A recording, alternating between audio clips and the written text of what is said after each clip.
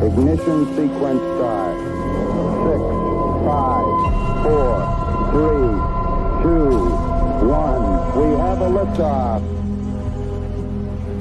Two Doomed Men podcast, the greatest, ready? The greatest podcast in the history of the country, perhaps even the world by far. I don't think anyone comes close. What's up, Doom Nation, and welcome back. You were listening to the Two Doom Men podcast. As always, it's Scagz and yours truly, the captain. We have another episode for you this week. What's up, buddy? Not much, man. We're back. Talk about current events. Been drinking a couple beers, couple boozes lately. If you want, go check out we got our most recent Glenfiddich Perpetual Collection VAT 04 18-year-old. We just reviewed that over the weekend with the boys. Bit of a podcast at the same time as well. It was a little bit longer. We did it here around the table. It was a good time. Not too shabby. Yep. Yeah, little tidbit that we found out after the fact about that as well that we didn't realize before is that's only available in airports and places like that, which is actually interesting. So it's actually pretty rare. And if you happen to be in an airport, watch our review, check it out. Maybe you buy it. Maybe good thing we slugged half of it down. Yeah, we did. Literally, exactly. It's at the halfway mark. It's all good. Yep. Yeah. So did we cut the G like the Guinness? Yeah, I guess so. We're like right at the very bottom of the G. Actually. Oh, okay. Yeah, no. Yeah, look at that. Like almost perfectly. Look at that. Very accurate drinkers here on Two Doom Men podcast. Yeah, it's what we do. It's what we do. We got some more coming up. We've been in discussions and negotiations as to what we're buying next. We still got the Buffalo Trace combination, the cigars and the whiskey we're going to do at some point. Maybe we'll play a little bit of video games tomorrow night. We'll see if we have time. Maybe some Grand Theft Auto. See if we convince the guys to do that. I know Captain wants to get back in the mix. Got a lot going on here besides politics, but a lot going on in politics. Yes. As always. And I think this is the episode where the shoe drops and we have to start holding Donald Trump accountable like we said we were going to. Yeah, just calling balls and strikes like we said with Garrett, right? I do feel I told you earlier today, I do feel a bit disgusted the past week. In general, we had a really strong start with Trump. A lot of really great shit was done, and I feel like the last couple weeks have been losses from my perspective. I know there are plenty of MAGA people out there who are capable of seeing anything as a loss ever. Everything is always a win. That's just not how life works, right? Like there are ups and downs, and sometimes people do the wrong thing. That doesn't mean we hate the guy. And, we can disagree, and when we disagree, we're going to come on this podcast and tell you the truth that we disagree and why we don't. And so that's what we're doing. Yeah. I mean, this is really our message. It's not red team versus blue team, and there's so many people when I say it that he did this and I don't like it, and their immediate response is like, oh, but he's your guy. You're here, America. Oh, okay, he is my guy, and he's still my guy. The difference between me and you is if he does something I don't like, I'm going to bitch and moan about it, where you just went on pretending for 4 years that your guy didn't have dementia. You went on for 4 years and pretended nothing was wrong and that everything he did was fine, whether you wanted it or not. We're not going to stand for that. It's more of we're saving America here, and whether Trump's in charge or not, we want America to be saved. There's many avenues that we could take to save it. Yeah, there's also just people can disagree, right? Yeah. Like, is that okay? Can we disagree? Can we disagree with the president of the United States? I mean, that's kind of what the whole political fucking thing is. Everybody upon, can, right? except for Thomas Massie. Sure. So we'll talk a little bit about that, definitely. Trump and his beef with Thomas Massie, who at least I like, Cap. I'm not sure what your thoughts are on Thomas Massie in general. We haven't really spoken much about him on the show. I mean, we do here and there, or we've covered things. I like the guy a lot. I think he's a very principled type. But it sparked off a war, I guess, in the conservative MAGA space. I just again, just to kind of maybe put a pin in this whole thing, I don't like the idea of I don't think like all Trump people supporters are these sort of NPCs the way that the leftists are. I do think that a lot of them, even the ones who are the biggest like pom-pom wavers for Trump, do disagree with Trump. However, I do think there is a similarity in the fact that they will not publicly espouse their disagreements, right? Because they don't want to be. There is a very natural human sort of in-group, out-group thing, right? And when you're a part of a group, you don't want to like offend the group, right? Because then you might be cast out of the group, and now you're a nomad. You're on your own, and it's you're like shunned, and people don't want that to happen to them. It's almost subconscious. I think that's a little bit of a lesson to keep in mind as well when it comes to leftists as well. I think they're a little bit way more NPCs than MAGA people are, but there is probably some sort of human nature at fact of like, I can't disagree with the group. I'll be cast out. I'll be I'll be exiled, sent to the wall. Oh no, I have to just, even if I don't like what Biden's saying, I can't disagree with him publicly or with transgender, this or that, like at the risk of being sent to the wall or something like that. So something to keep in mind here, perhaps, as Trump is president now for the next 4 years. These things are going to happen, right? And we're going to disagree. It's just it's his response is over the top and on the wrong guy in this case. Let's spin the wheel. What do you want to start with first? Do you want to start with Massie first, or do you want to start with other things Captain I kind of want to talk about is Mahmoud Khalil, the Mahmoud, the Palestinian guy who's getting his visa revoked. Looks like ceasefire is getting close in Ukraine. I know you wanted to talk a little bit about Canada and the tariff thing. I don't have anything prepared on that. I thought we could just shoot from the hip on that one. What do you want to? You spin the wheel, Cap. What do you want to pick them first? You know what? I am so tired of talking about war. Let's talk about Ukraine and Russia and get it out of the way first. Right. Okay, so today, so Trump. Okay, so good thing that Trump has been doing. He's been trying to get. Here's a win. Sure, here we go. So we'll start off with a good thing and what seems, at least in my opinion, kind of a cascade of bad things lately. But again, we're nuanced here. So today Putin came out and, in a sense, agreed in principle to a ceasefire that Trump has proposed. I'll maybe play a little bit of his comments, and me and Captain can talk about it. As for readiness of Ukraine for the ceasefire, I'll tell you my estimation of this. But first of all, I would like to thank the President of the United States for paying so much attention to regulating the conflict in Ukraine. Of course, we all have lots of current issues to deal with, and the chairman of China and the Prime Minister of India, Brazil, and they are dealing with this issue, and they're paying a lot of attention to this, and we're grateful for this. And we're hoping that we understand that their activity is aimed at reducing loss of human life. So I'll just start. And Putin hasn't gotten into much, but he's being very very careful. slow. He's being very, very political. Like he's being very thankful, political. In a sense, insinuating like, I know you guys are all really busy, even Donald Trump, dealing with a lot of your own domestic issues. So thank you for paying attention to this issue and trying to work with us on it. So for those who make, just make a point here, for those who make Vladimir Putin out to be some insane psychopath Hitler 2.0, he's not actually. He's a very careful political operator.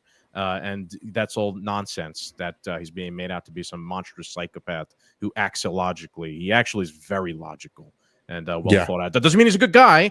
He's just very logical and thought out. It's funny. I have to agree with you because what formulating my thoughts on this and stuff earlier, I don't disagree with him saying I agree with this ceasefire in principle. Because here's the thing. If it was the only two people that genuinely want this to stop is Putin and Trump. Trump wants the peace deal under his belt, and Vladimir is basically going to win, right? I mean, the UN's not going to be on his doorstep. He's going to keep part of Ukraine, all this stuff, and the war finally stops. If it was up to Zelensky, anybody in Congress, anybody in the United Nations, anybody in Europe, they would keep this war going. And I think it's a smart, calculated move what Vladimir's doing, talking in this manner, because he might come to the table with Trump and talk peace agreements, and then Germany and England might just send boots on the ground and have planes in the sky bombing Russia just to tank the peace deal because we have to oppose Trump. Yeah, I think that thinking back to the election when Trump said that he could end this war in 24 hours, I think he's been proven wrong in that regard. Not for not trying, but this is way more complicated than I think Trump understood. Where it's even with the empire and our might and our influence in NATO, if we have a rogue president who wants to do the right thing in America, you still got to deal with Europe's insanity. And I don't think we didn't see that coming, and I don't think Trump ever expected okay, we're going to have peace with Russia and Ukraine, and England's going to be like, no, we're just going to send troops. We're going to send troops. Our allies are not going to do what we want. They're going to do literally, be an impediment to the peace deal. Right. That's I mean, I guess I could have seen that coming. Europe's a very complicated place. I think that's why we shouldn't be fucking so involved in it. Right. But for allies of this magnitude you know what I mean? They're allies until you do something they don't want. Yeah. There are allies until the money stops, until we stop paying their bills. Yeah. Let me. There's some meat here as well that Putin gives. Let's just get to it. Conflict. Secondly, we agree with the proposal for the ceasefire, but our position is based on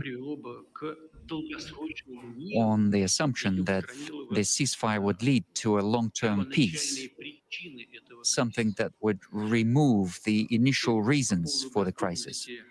As for the readiness of Ukraine to ceasefire, okay, so I think it's interesting as well. Even kind of piggybacking off of what we just said, Putin is looking for a resolution to this. It sounds like he is, and he's agreeing in principle to a ceasefire, but he's not agreeing to the ceasefire on paper yet. Right. He does say a little bit later on that he wants to meet with Trump, and again, he will agree to the ceasefire if it means that the ceasefire will lead to a lasting peace, long-term peace, and a resolution to the whole beef. Why would that be? Well, if you look back to recent history, the West. Just look back 2-3 weeks ago. Yeah, sure. But if you look back more, a little bit more accurately, after all the stuff I've read from Scott Horton and learned, you look back to a little bit more kind of recent history in the past 10 years, the West has signed, in a sense, ceasefire deals with Russia in Ukraine, the Minsk Accords, right? And the Minsk Accords essentially were okay, we're not going to get involved in the West, and Ukraine will respect the Russian speakers in the Donbass and et cetera, blah, blah, blah. And that prolonged any sort of conflict for a couple of years. I think it was Angela Merkel who came out after this war started and basically was like, yeah, the whole reason why we even signed those Minsk Accords is so that we could buy time to arm Ukraine to fight Russia later.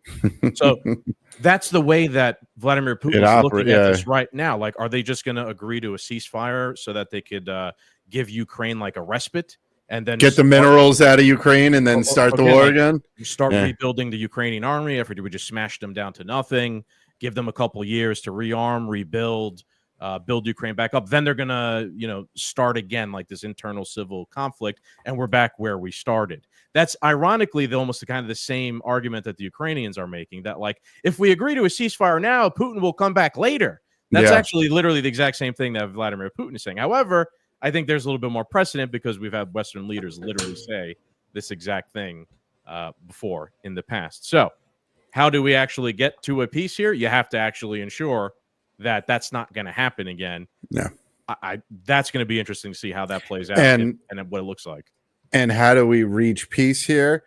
The left, Twitter, and the media needs to understand Trump needs to speak to Putin. Speaking to Putin doesn't mean he is a puppet. Doesn't mean he's bought and owned by Russia. You know, the media doesn't help. There's so many factors that are willing to tank all of this for, the money laundering and whatever else Ukraine is hiding. Interest, bro. Yeah. Moneyed interest. Want war forever. I'm reading right now. War's a Racket by General Smedley Butler. Interesting. So yeah, my prediction that if there is going to be a long-lasting peace with Russia, Ukraine has to basically be turned into Switzerland. Mm-hmm. Like it has to be a neutral state with no foreign military presence on either side. The territory of Ukraine that's left within the possession of Ukraine. I mean, they ain't getting back any territory they lost from Russia, and that could actually lead like a buffer zone.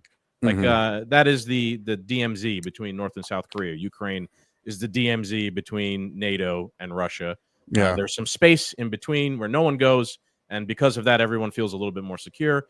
And 40, 50 years pass, and we get and these people will die off. And like all these old folks who have these old ancient beefs, hopefully they die hard, and we move on from there. France and Germany are friends now. They've gone to war many times in the past, right? So it's not impossible.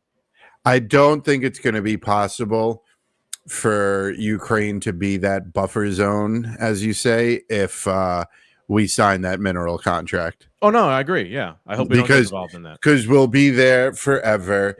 The money that we send to Ukraine now will only be remarketed as subsidizing mineral, mining equipment or anything like that. And we'll probably just still be sending them hundreds of millions of dollars a year, and they'll be involved in every spending bill. And well, I mean, if we're over there, Russia is there and China is not far, and so maybe there will be some military contracts taking place in the mines. We got to protect the minerals, and I don't see nothing. It's the same problem coming from that. We're then there involved protecting Ukraine because like we get stuff from them. Yes. I don't want to be involved at all. Yeah. Now we got to protect the minerals. First. Yeah. Right. That's it. Get us out of there, Trump. Let's go. Continue promising on the good stuff while we criticize you about the bad stuff. And then we'll be a little bit, we won't have as many of these sorts of episodes. All right. Let's move on. You ready to move on, Cap? You yes, good with that? Okay, let's move on to Mahmoud, just because that's the order I tend to have my posts and things queued up here for. And I got a lot here of material because this is one of those interesting freedom of speech, people making accusations of the other side, which is just crazy that we're dealing with this with Trump in office, and not really, but I mean, it gets into God. Okay, so oops, this is the wrong one. This is the wrong one. Sorry about that. Let's see. This is the Thomas Massie one. A lot of tweets from Donald Trump going to be on the podcast today. Okay, here it is. So Trump posted the other day, following my previously signed executive orders, ICE proudly apprehended and detained Mahmoud Khalil, a radical foreign pro-Hamas student on the campus of Columbia University. This is the first arrest of many to come. We know there are more students at Columbia and other universities across the country who have engaged in pro-terrorist, anti-Semitic, anti-American activity, and the Trump administration will not tolerate it. Many are not students. They are paid agitators. We will find, apprehend, and deport these terrorist sympathizers from our country, never to return again. If you support terrorism, including the slaughtering of innocent men, women, and children, your presence is contrary to the national and foreign policy interests, and you are not welcome here. We expect every one of America's colleges and universities to comply. So it turns out right after that, ICE literally, I guess, goes to this guy's house, arrests him. And I think the original story is that they basically like, you're here illegally. So we're just throwing you fuck out. He has a green, but he actually has a green card. And yeah. I don't know how true this is, but they were kind of taken aback. If this is true, they were kind of taken aback at the fact that he had a green card. And they were like, well, we're just arresting you anyway.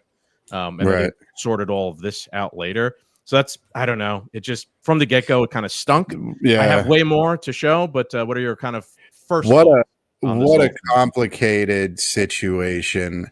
I don't believe immigrants, illegal immigrants, or people who are here on a visa have full First Amendment rights. I don't think so. But at the same time, who I am and what I believe in, say whatever the hell you want to say. Fuck, shit, piss, retard. I don't, you know what I mean? Like, say it. I don't care if you got a green card, whatever. That stuff, it's just hard seeing the Trump administration go after people for speech. And on top of it, we got Israel and anti-Semitism mixed into it, which is just this blanket shield that anything is anti-Semitism. So therefore, not only will, the deep state go after you or the media protect you, Trump will go after you. And at the end of the day, there's really not any evidence showing that this guy did what they're saying he did. And I think they're just using him as a sensationalized example. And it sucks to be him because nobody wants to be made an example of. Could be. Okay, so like you said, it's a super interesting topic because so many things are intersecting here. Yes. Immigration, Israel and Palestine, freedom of speech, the inverse of kind of the past 4 years where everyone like us was kind of having our freedom of speech trampled on, and now people like us, I guess, are kind of in charge, and now we're kind of doing the same thing. Yeah, the other side, right? Like a lot of which things, I don't want. Which I don't want. Right, yeah, right. And then there is an argument to be made, even from my point of view. Like if an illegal immigrant, an illegal migrant comes over here, and they start literally saying "fuck the Constitution," we should burn this place down and set up, an Islamic caliphate here in the United States. I mean, does that person have the right to start doing that, and we not have the right to throw them out? I'd say, yeah, we probably do have the right to throw them out, right? But that's not exactly the case here. The case is that this guy has a green card. This guy did go through some sort of process to be here legally. He's not a citizen, right? We're talking kind of like gamesmanship here, and like laws, titles, having an ID. There is a lane to have that kind of argument on, but I don't think that's also a freedom of speech argument per se. I view freedom of speech as like a natural inherent right that human beings have, not even that Americans. It's an American have. Thing, right? It is an American phenomenon. We kind of like made that cool here, but it is a natural thing that you imbued upon by God or just by and also being a free human being. Go ahead. Also, saying and doing are two different things. Sure. I have more. You know what I mean? Like I got more. We're just arguing the principle here, folks. So I'm going to get into the details of this whole thing here in a moment. Before we move on from the principle, though, I will give some credit here where credit is due. Marco Rubio, who is instrumental in this whole thing, was asked about the principle aspect of it. First of all, great that these questions are even being asked. Back when Biden was a president, never was a hard question asked of anybody. It was just nonsense that was being asked to them at all times. So the fact that they are asking a tough question and Marco Rubio is giving a pretty well thought out answer here, even though I can't stand the guy, let's let it play out because I'm going to cover all sides of this thing as we move along. President Trump appealed to a lot of Americans on arguments and not speak, really, especially from the government. But your revocation of the green card, to many, is seen as one of the most actions the secretary could take with his powers. How do you respond? Yeah, when you enter this is an important point, and I'm glad you asked this question. When you come to the United States as a visitor, which is what a visa is, which is how this individual entered this country as on a visitor's visa, okay, You are here as a visitor. We can deny you that visa. We can deny you that if you tell us when you apply, hi, I'm trying to get into the United States on a student visa. I am a big supporter of Hamas, a murderous, barbaric group that kidnaps children, that rapes teenage girls, that takes hostages, that allows them to die in captivity, that returns more bodies than live hostages. If you tell us that you are in favor of a group like this, and if you tell us when you apply for your visa, and by the way, I intend to come to your country as a student and rile up all kinds of anti-Jewish student, anti-Semitic activities. I intend to shut down your universities. If you told us all these things when you applied for a visa, we would deny your visa. I hope we would. If you actually end up doing that, once you're in this country on such a visa, we will revoke it. And if you end up having a green card, not citizenship, but a green card as a result of that visa while you're here in those activities, we're going to kick you out. It's as simple as that. This is not about free speech. This is about people that don't have a right to be in the United States to begin with. No one has a right to a student visa. No one has a right to a green card, by the way. So when you apply for a student visa or any visa to enter the United States, we have a right to deny you for virtually any reason. But I think being a supporter of Hamas and coming into our universities and turning them upside down and being complicit in what are clearly crimes of vandalization, complicit in shutting down learning institutions. There are kids at these schools that can't go to class. You pay all this money to these high-priced schools that are supposed to be of great esteem, and you can't even go to class. You're afraid to go to class because these lunatics are running around with covers on their face, screaming terrifying things. If you told us that's what you intended to do when you came to America, we would have never let you in. And if you do it once you get in, we're going to revoke it and kick you out. I hate to say it, but at least in principle, I kind of agree with Marco Rubio what he has to say. 100% correct. 100% correct. I don't see anything wrong in principle with what he said. Now, what he did say, the past couple of years, I have learned we got to do a little bit more research to see what exactly did this person actually say. I think COVID and all the things that have occurred, again, the past couple of years, have taught me that is something you should ask about any scenario that occurs. Doesn't matter who the president is. So I started doing that, and I came across Viva Frei, who's pretty well known, political pundit type person, kind of, way more popular than us.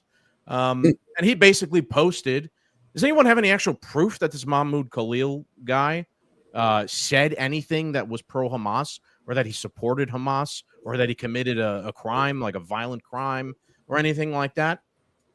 And he had a couple posts like this. I started looking at them. I started digging myself. I'll just read the one here where he's responding to someone saying, "It's out there, Viva. It's not our goddamn job to placate you." And Viva goes, "The last resort of everyone who actually realizes they don't have evidence.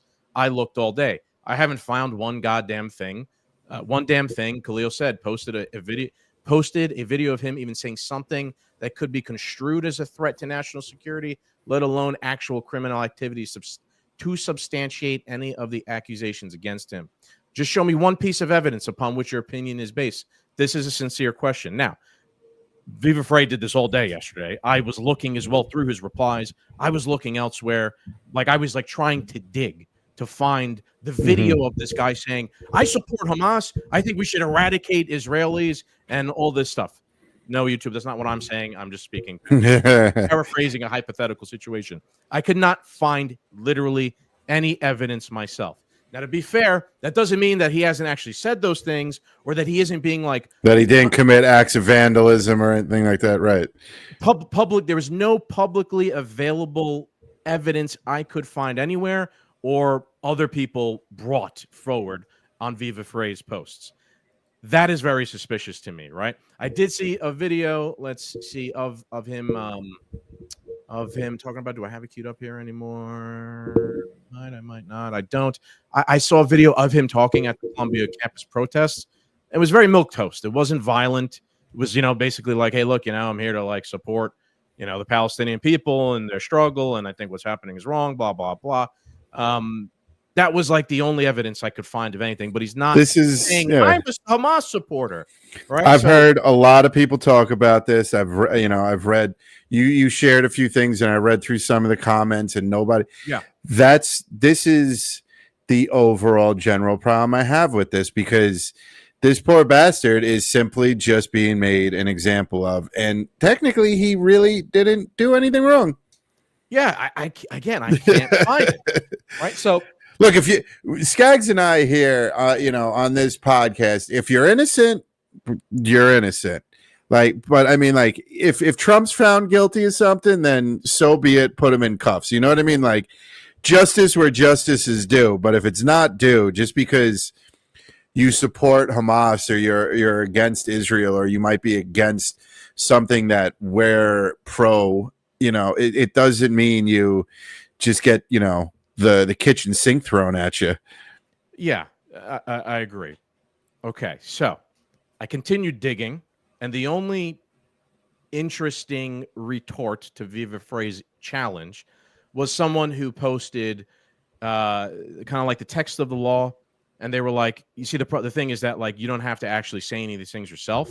If you're part of an organization that supports terror, if you're part of, it's basically like if you're even part of an organization that supports terrorists with speech, you're in a sense guilty by default, right? So then I found an article in the Jerusalem Post about the group that Mahmoud Khalil is part of, called Quad. I guess that's how you pronounce it. I don't know. So it says, Quad. Yeah. So what are the beliefs of Mahmoud Khalil's? So now we're getting like really down kind of the rabbit hole. But I think this is important because it all stems back to a free speech argument or not. And there's a lot of ironies here that we'll uncover as we kind of read a little bit of this. So what are the beliefs of Mahmoud Khalil's activist group Quad? The issue of law enforcement action against the group's leadership cannot be separated from the actions or objectives of Quad. While with the Saturday arrest of him, let's see, the issue of law enforcement action against the group's leadership cannot be separated from the actions and objectives of Quad, which perceives itself as a revolutionary force working towards the destruction of the United States and Israel.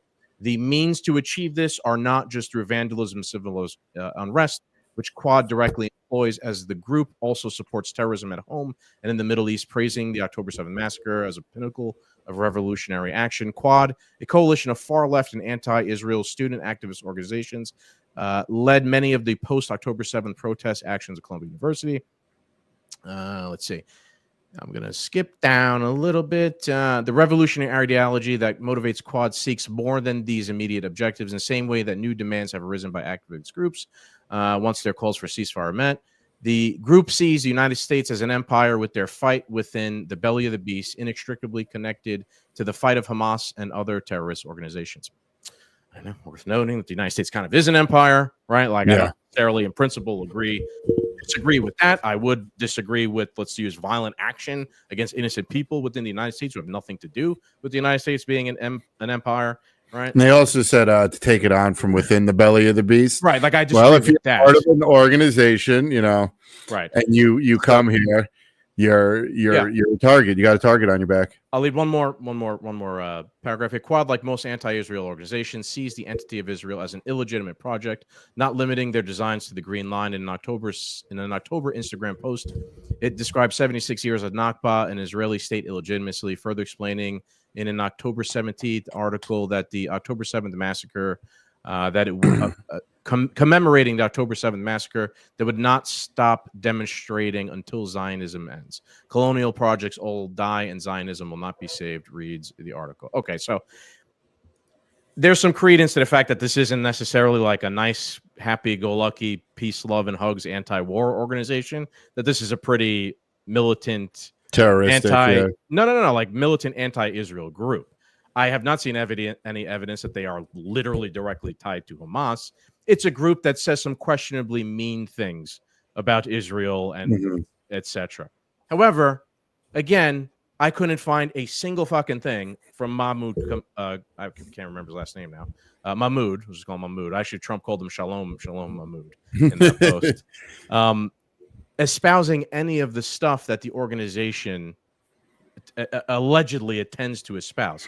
That's besides also the point that I'm kind of just taking some of this stuff at face value. I didn't have time to really dig that far as well into quad or whatever the fuck it is, what they actually are about. Spare me. I have a job and kids and whatever, right? So I'm just taking, let's just say, the organization is not a good organization, etc. But Mahmoud hasn't actually have any evidence of having said any of these things or acting in this sort of way. The one video I saw, it was milk toast, kind of nice. So we're now so far down the rabbit hole that people are citing, well, he's just part of an organization that says mean things. Therefore, we can deport him because he's part of, he didn't even have to say the mean things himself, but because he's part of an organization that does. It reminds me kind of like January 6th and the Proud Boys and how Enrique Tarrio was, who wasn't even there. Comparison, who wasn't even there. Life on January in prison, 6th, got life in prison because he was part of an organization that apparently participated in January 6th. But now it's the other side of this. Right. And that's besides like the whole philosophical freedom of speech thing. It's all just very bizarre. It really is. And I just don't like it. I don't know. What are your thoughts having heard all that, Cap? Yeah, it's comparing this to January 6th is pretty genius of you. You know, because I was thinking the entire time, like, well, thank God the Democrats didn't think of this during COVID, that anybody who is an anti-science, anti-vaxxer will be arrested and this and that. Sure. Well, again, let's be nuanced. Trump is not saying any person who's any American citizen who's anti now will be arrested, right? Mm-hmm. It's any person who is not, not necessarily a citizen who comes here. But we know how. Right. Slippery slope argument, right? Exactly. We know how slippery this slope can get. Right. Especially given the backdrop of the past couple of years. It's not like we just nothing happened the past 4 years in terms of this type of shit. Mm-hmm. For sure. This stinks. It's got stank all over it, man. There's something wrong with it where, we're denying people their free. It's just a complicated situation because, you and I, as American citizens, we do have the right to freedom of speech. Somebody on a visa with a green card that can be revoked? No, not necessarily. You don't have the freedom of speech. But just being part of a group is over the top here. If we're going to go after somebody, let's get somebody who did something. So how about, yeah, sure. So is there no one in the group, this violent, mean group that did do something? Like the fact that they picked, so again, going down a suspicious alley here, the fact that they picked the guy who I cannot find any evidence of him doing anything violent, wrong, or even saying anything over the top mean. It's almost like they picked the best guy out of that group, even if it's a shit group, to make an example of the best guy out of the group. Yeah. Why would they do something like that instead of picking the worst guy out of the group, someone who tried to get in a fist fight with a Jewish kid on campus or something like that and attacked them? They're not singling out any of those people. They're singling out a guy who seems to be the best of the worst. Why would that be?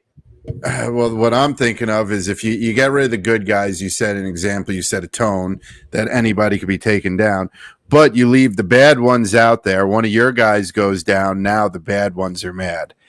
What was that thing? The poke the bear tactic? The bear. How about this? I just thought of this right now. It's almost a microcosm of how Netanyahu made his deal with Hamas, right? Like, I don't want anybody in Gaza calling for peace, love, and harmony. I want the savage militant terrorists there in charge, because then I have no partner for peace, and then I don't have to negotiate and make any sort of deals. Right? It's almost kind of a small microcosm of that sort of strategy, perhaps. I also think it's kind of like a shot across the bow coming up while the weather's going to get nicer here, and perhaps some of these protests might start get busier. Yeah. Well, now, like a warning shot's been fired at anybody who might decide to start a protest in favor of Palestine or Hamas or anything like that. And they set the example of, we're actually going to go over the most milquetoast lukewarm person who nobody's safe. Right? Yeah. Like even if you are out there saying like, look, we want all sides to, get along. But this, peace. Like, we're throwing that guy in jail. To make it more complicated, this is two-sided.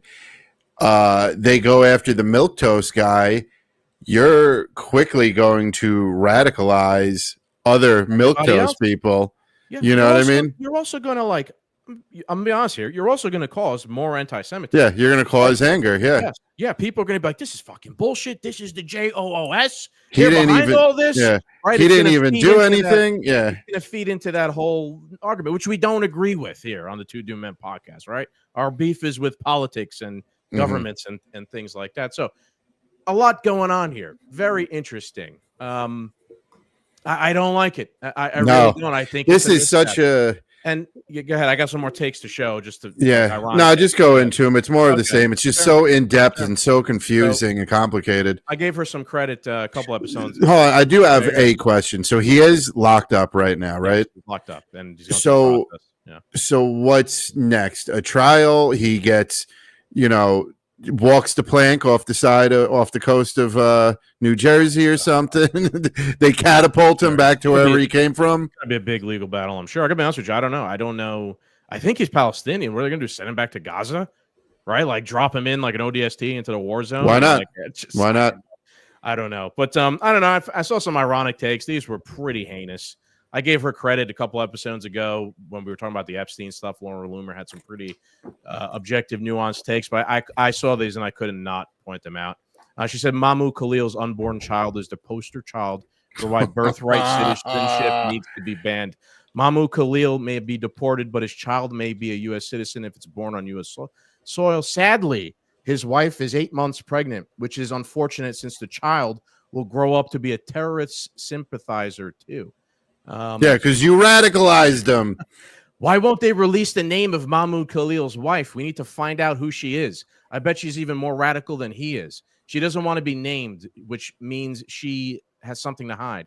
We need to name her for the sake of combating Islamic jihad. That's man. We're bringing people's babies and wives into it, right? I mean, and then there's just we're the good guys in this whole thing, yeah.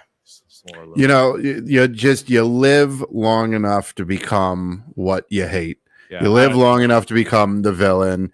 And here we are, we are this America first anti-Israel, not even anti-Israel, not against Israel as a concept or a place. I'm just against our involvement and them using violence to against.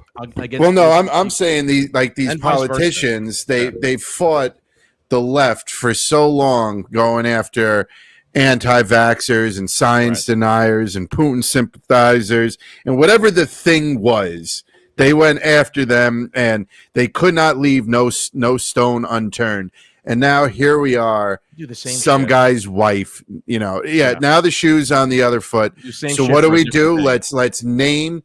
I'm surprised they're not calling for a late term abortion. So ironically, it's interesting because like all that hateful shit that Laura Loomer just said was way worse than anything I've ever seen Mahmoud Khalil say.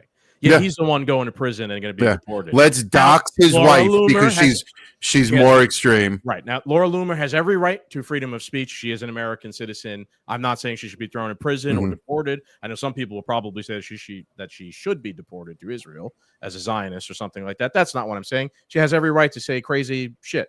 However, so do other people, and especially when other people aren't saying crazy, hateful shit, they do not have. It's not right to lock them up and throw them out of prison. It's against every fucking thing, every principle freedom of speech stands for. One more little thing, another piece of news I saw today. It's kind of related in some extent or another. I saw this. Adam Bowler, the president's envoy for hostage negotiations, has been removed by the Trump administration from handling the Gaza captive situation. This decision follows Bowler's remarks during a CNN interview where he referred to Hamas as pretty nice guys, sparking criticism from Israeli officials and Republican Party members. Bowler later clarified his stance on Twitter, emphasizing that Hamas is a terrorist organization responsible for the deaths of thousands of innocent people. Okay, so the guy basically misspoke in a sense in a CNN interview, and he's now removed from actual hostage negotiation. And he was doing good. Like he was getting the hostages out as part. I don't know how. Isn't it amazing that but there's been progress. People we have fought tooth and nail for years now over the very fine people white supremacy quote. Hoax. Yeah, hoax that Trump never said. And now people in the Trump administration are losing their jobs because of the same thing. Yeah. I'm just,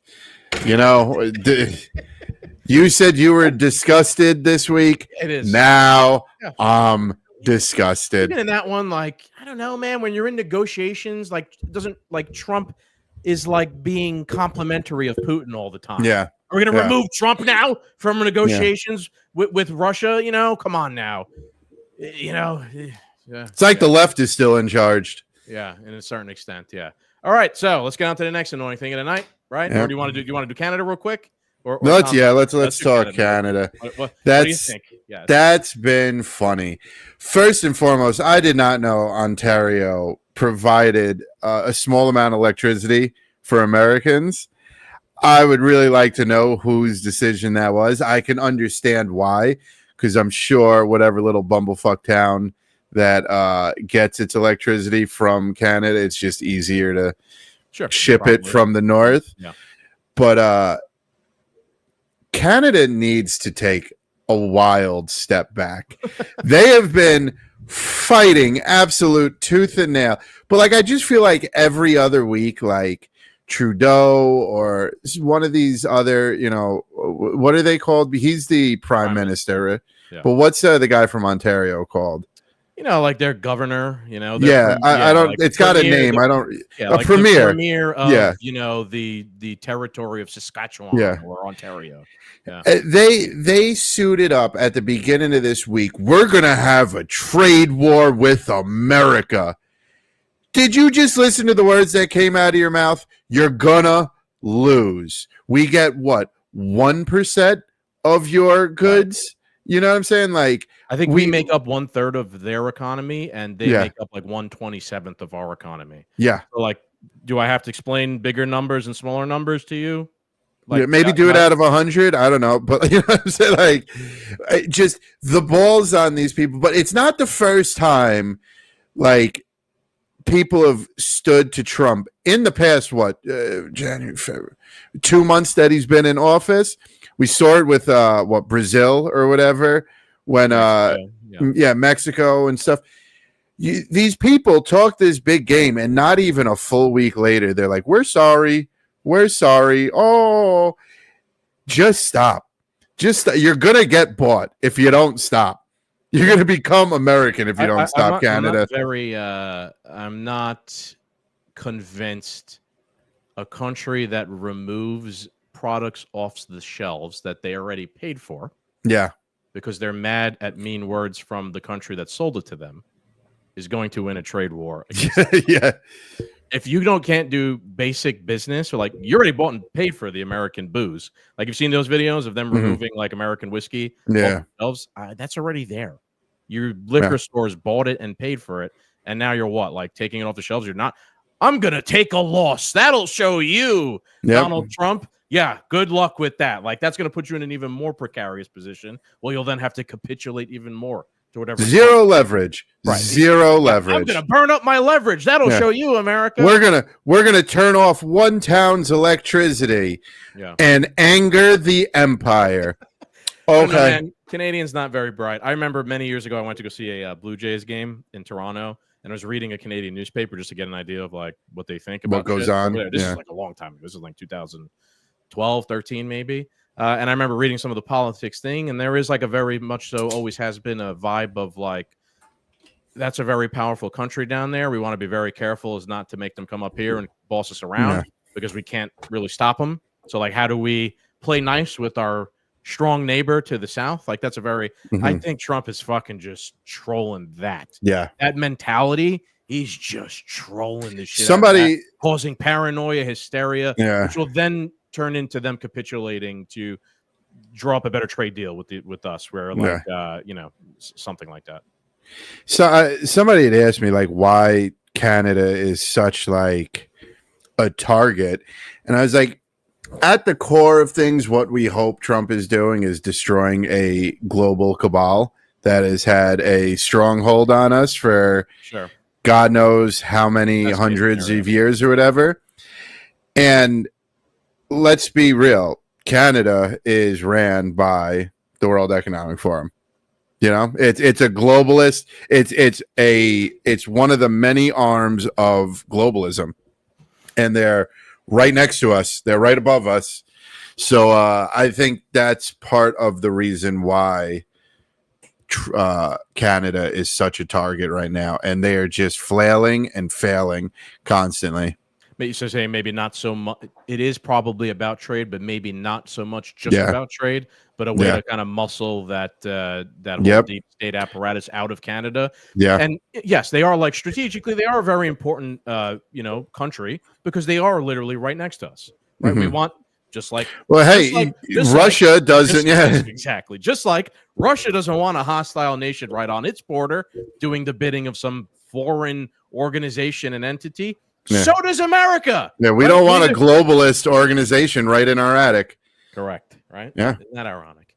Okay, I want to make sure we spend enough time on Thomas Massie here. He's deserved it with all the shit. We'll close it out with him. He took this past week, and I will just say, faith in humanity restored a white pill. He also had tremendous support, from, at least on Twitter, from what I saw. I don't know how much this all plays out in the real world, like how much normies are like aware of, like there's a beef between Thomas Massie and Donald Trump. Maybe within Kentucky, although he's very popular within Kentucky where he's from, people are aware of this. We'll see. I'll tell you right now what's going on in the real world. The boomers are like, we got to get Massie out of here. And millennials and everybody else are like, well, no, Massie has a point here. And Trump's anger is really misdirected at him. That's the overwhelming message I saw. And to be honest with you, you're almost literally, Cap, you're spot on. That's like the battle I saw play out amongst, at least on Twitter. So Trump says, thank you to the House Freedom Caucus for delivering a big blow to the radical left Democrats, their desire to raise taxes and shut our country down. They hate America and all it stands for. That's why they allowed millions of criminals to invade our country, blah, blah, blah. Sometimes it takes great courage to do the right thing. Congressman Thomas Massie of beautiful Kentucky is an automatic no vote on just about everything, despite the fact that he has always voted for continuing resolutions in the past. He should be primaried, and I will lead the charge against him. He's just another grandstander who's too much trouble and not worth the fight. He reminds me of Liz Cheney before her historic record-breaking loss. The people of Kentucky won't stand for it. Just watch. Do I have any takers? Anyway, thank you again for the House Freedom Caucus for your important vote. We need to buy some time in order to make America great again, greater than ever before. Unite and win. Boy, there are a lot of ironies in here and hypocritical statements. Unite and win. We're also going to tear apart the coalition that we just formed in the election by throwing under the bus the best America First congressman that exists. Liz Cheney, are you joking me? Liz Cheney is a warmongering psychopath. Thomas Massie is a pure libertarian anti-interventionist that exists. There is no comparison to be made between the two. And we're just on surface level shit. Yeah. I got more. Go ahead, Cap. And this is where you're like, did Trump really learn anything? One guy says no, and you have to go all out like this. It's one guy. And I'm sure we're going to get into it. I mean, wasn't Massie like just arguing like, why don't we just cut the budget by 1%? So Trump's argument is that in the past he has agreed to continuing resolution. So I have now, again, with anything, I go and I look, as I do nowadays, to be like, I don't know. Maybe Trump knows something that I don't about Thomas Massie. Maybe my whole worldview is wrong. Right. This is a good point. Why did Thomas Massie vote for some of those things in the past, the continuing resolutions when Biden was in charge? Right. Good thing about Thomas Massie is that he'll just tell you. Right. He tweeted, he goes, sorry, he said, is this the wrong one? Sorry. I have so many browser tabs open. Here it is. So first of all, great tweet by him. I thought it was pretty funny. He said, POTUS is spending his day attacking me and Canada. The difference is Canada will eventually cave. And they did. Yeah. So someone asked him, he said, serious question. Why'd you vote to raise the debt ceiling for Biden? Which is essentially what Trump is saying. Massie goes, we got a 1% cut in law if Congress did another continuing resolution, which then Speaker Johnson reneged on. So the reason why he voted for it is because with it came the promise of a 1% cut in the budget. Now, it's a lot of people will look at that and be like, it's just 1%. He sold out for just 1%. I don't think people truly understand that 1% cut in the federal budget is a revolutionary idea. At this point, there are no cuts to the budget in general ever. They do not cut the budget. The budget only goes up, and they only spend more money over and over. If they talk about how they have a cap for the budget, but there's also this secondary cap that's twice as much. that would be amazing if they cut the budget by 1%. And I don't think he's even talking about like a 1% overall cut. I think he's talking about like a 1% cut somewhere. Like just give the guy a cut. It'd be easier. It'd be easier to just lose the 1%. It'd be easier to buy him off. We'd make the guy happy and just give him the 1%. I saw someone post about it's very similar to Ron Paul back in the day, who was very much so like Thomas Massie and was like very principled, wouldn't like support things that were bad, even if it meant making a deal or something like that. And the person was like, back in the day, the Speaker of the House, Newt Gingrich, almost had a Ron Paul exclusion rule, right? We're like, look, Ron Paul, we know you're principled and you're not going to support any of this crazy shit that we're doing. We're just going to leave you alone, right? Like, you just go do your thing and we'll leave you alone. We're not going to like throw shit at you and trash you and make you out to be some sort of villain when you're not, right? That seems to be gone, like, which is interesting. I actually kind of like it. I do, right? Because as much as I love Ron Paul, I don't know. Perhaps if they vilified him a little bit more at the time for doing the right thing, a little bit more people would have. There would have been a little more sway behind him. Yeah, I don't know. I mean, there was a lot of sway behind him at the right time for just being the good old country doctor, right? The response here to Thomas Massie has been tremendous, like in support of him. So I feel like this almost kind of backfires a little bit. The more they want to like shit on the guy and throw him under the bus, his stature rises a little bit, which means his messages, his ideas. Well, this is to more people. This is the good thing.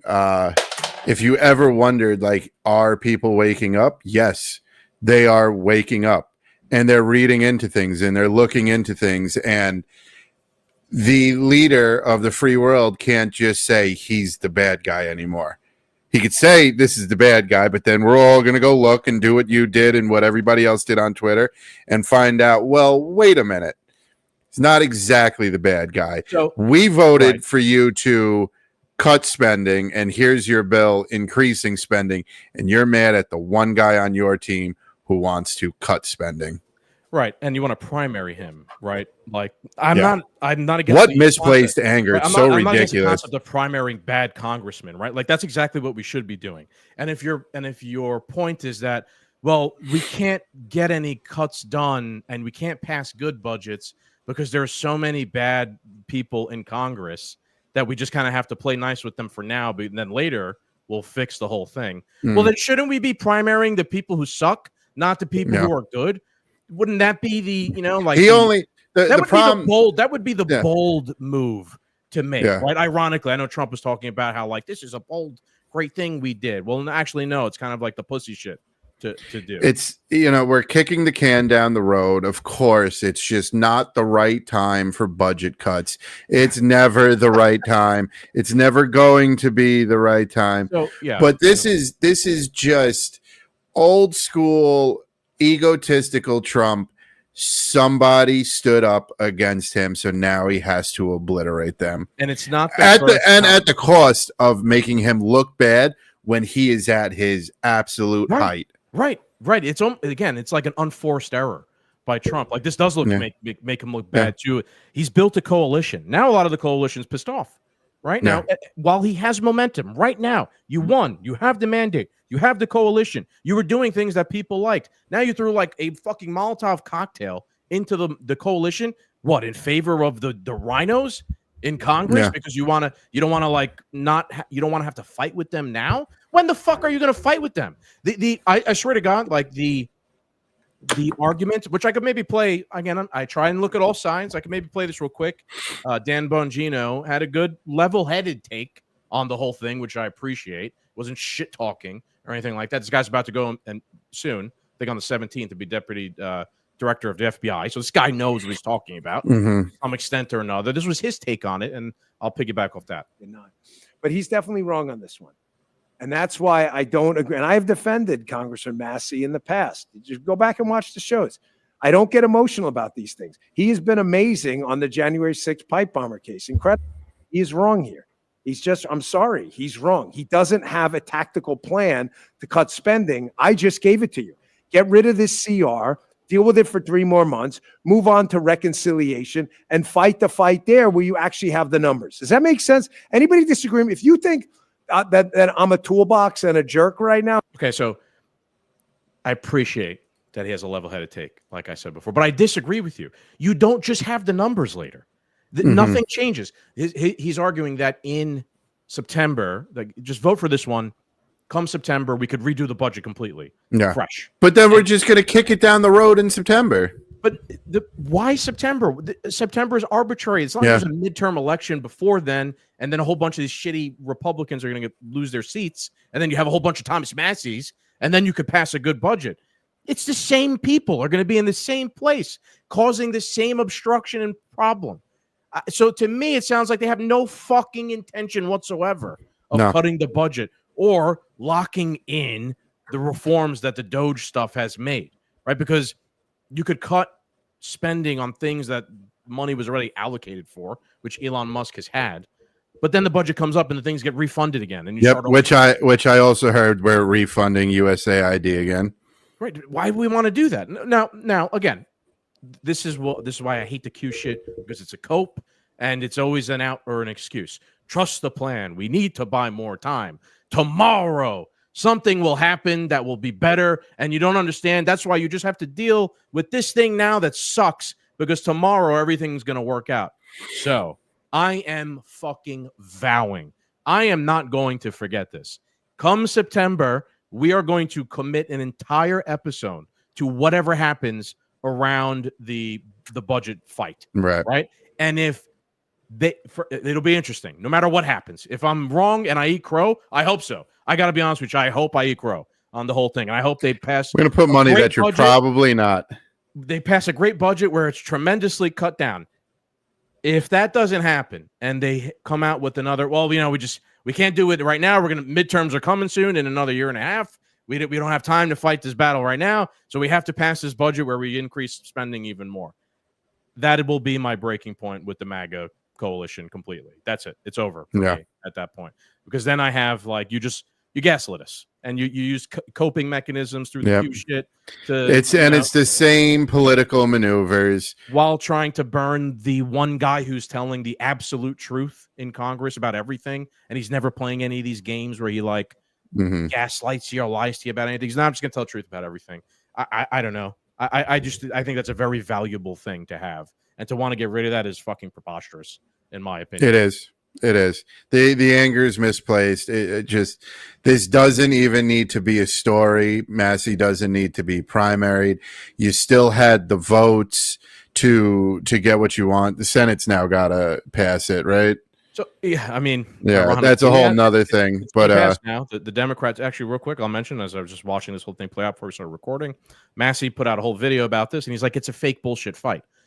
They're pretending like the Democrats are going to obstruct the thing, and the Democrats and allow the government to shut down. He's like, no. He's like, I know they already made a deal behind the scenes, and it's a fake fight. They're all allowing to play out, and that the Democrats are going to fold like in a day because they have some everything's fake and gay. They have some political retreat to go to in the next day. They're not going to stick around and try and argue it. That's exactly what happened. If you want to watch the video I posted of Thomas Massie on our page, literally exactly what he said is how it played out now within the next day, right? Literally for fucking verbatim now, right? So it's crazy. It really is. It really is a crazy thing to have to happen. I hope this is a bit upsetting to come in so hot and heavy to now. I knew eventually we were going to have this show where we just, we're calling out Trump and not agreeing with what he was doing. Just didn't know it was going to be this soon. I guess it's better now than later. Yeah, let's make some noise. That is now. Now is when he has the momentum. Yeah, I'll just make one more point. This is not my point. This is Dave Smith's point that he just said on a recent episode. He goes, if you want to drain the swamp, what is the swamp? It's government money. Spending. Yeah, it's money. Right. Yeah. If you never attempt to listen to that episode, the spending, you'll never drain the swamp. Mm-hmm. Right. So that's why we even care about this. That's why I care about cutting government spending somewhere, 1% somewhere. Start something. That's why we love the Doge shit. Right, because you're not going to drain the swamp while you keep funding it. And then to just spend all the money that Doge just saved too. Right, it just makes no sense. Please just think critically and logically. It doesn't mean we hate Donald Trump or we have TDS. Quite the contrary, actually. That's it. I don't know. You got anything else? No, that's it. I got tweets. I forgot. Sorry. I tried looking for tweets, but excuse me, my God. Project Mockingbird is out because every Democrat was like, "We're gonna vote no, huzzah!" And then it was just all leftist, burning Teslas and stuff. Oh, God, that's it's all just interesting. Yeah, a pathetic place. Talk about. All right, I got two. They are topical. Oh, they look like they're redacted. No, it's the way I post. I use dark mode. So, okay, so my first one is from Martyr Made. That would be Daryl Cooper, who just dropped an episode with Joe Rogan. By the way, I haven't had a chance to watch it, but I'm sure that's gonna light fucking the whole political sphere on fire and be controversial. But anyway, Martyr Made says this administration's single-minded subservience to the Israel lobby is going to backfire. The usual suspects might be clapping like seals, but the flagrant disregard for America first and free speech is too great a contradiction for most others to ignore, like us. And I agree wholeheartedly with what Daryl Cooper is going to say. If we get 4 years of this and no it's not going to help significant other wins, the MAGA thing will be damaged in 2028. No, there'll be no MAGA. At what point if we spend 4 years of Trump's final years in office just supporting and bowing down to Israel, that's not an America First agenda. Not going to work. One more from Anomaly, who I really like, posts a lot of really good takes. And it's similar. It says, if the GOP blows their popularity and loses ground to Democrats in the midterms, you can almost guarantee it's because they prioritize Israel over America to a psychotic extent and have made it their main focus to exaggerate police speech and act like raging liberals on this topic. Definitely. I don't foresee people like us voting for Democrats just because maybe they'll change their rhetoric. Or maybe get a little bit better around Israel. But I do foresee the coalition being broken and people just not showing up to vote because they're like, fuck this. What's the point? These fucking guys don't do anything I believe in anyway. Why am I going to go vote in the midterm elections? Yeah. Then you're either going to vote for Ukraine or you're going to vote for Israel. Yeah. So again, like this is the fast track to losing the momentum that Trump had. And a lot of that's kind of even why I want to bring shit up upsetting. Like this. Stop what you're doing. Stop these things. Go back to what you're doing. Go play golf for a day. We'll reconvene on Monday. Yeah, please. Yeah. Throw us a bone here. Make peace with Russia. For real, something like that. Unbelievable. And get RFK back out there. I need to make America healthy again. You don't even mention him, bro. He literally posted that one of the things that the HHS is going to be focused on is anti-Semitism because it's a threat to public health. Just like the woke people said, like racism is a threat to public health. Yeah. That's why you could go out and protest in, during COVID while they're telling everybody else, oh my God, guns are an epidemic. Yeah. Yep. Yeah. That's the kind of shit that will blow up your coalition. Yeah. You know what? World War III. Pro nukes again. Pro nukes again. We don't hate Jewish people, folks. I think they're great. We just want America first. That includes Jewish people in America, right? I don't even hate Israel. It seems like a really nice place. I'd consider going on vacation there at the beach in Tel Aviv, right? I just don't want to be funding their aggression towards Palestinians. Don't like Hamas either. Very simple. Like you could have all these opinions and they don't contradict each other, right? No. Like it's possible. But everyone else on the other side is constantly contradicting each other and they don't have any sort of fucking foundational principles. And those are the people that are telling us that we got to get rid of the people who do have foundational principles. So it's just very frustrating, very disgusting, frustrating week. Like been a tough week and a tough episode.